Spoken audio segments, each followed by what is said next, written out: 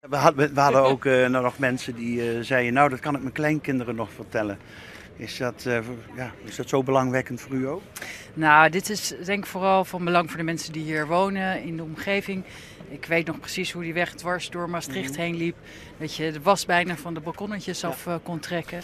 Er is veel te zeggen over deze filmende buschauffeur, maar niet dat hij geen trots heeft in zijn werk, geen hart voor de zaak.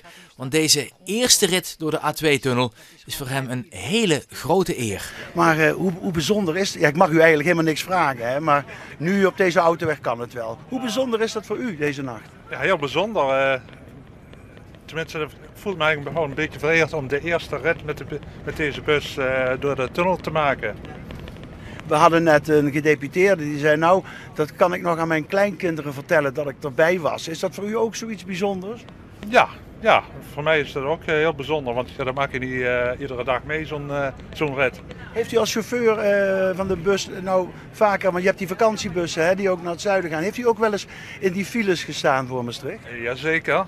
En als er een grote file is, ja, dan sta je erin en dan krijg je weer toch weer een probleem om weer op tijd op plaats van bestemming te komen. Ja, hij remt nou een beetje, wel voorzichtig doen hè? Ja, oké.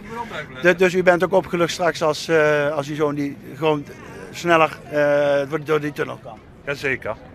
Ja. En als eerste buschauffeur? Ja, dat is een hele eer. Ik feliciteer u alvast.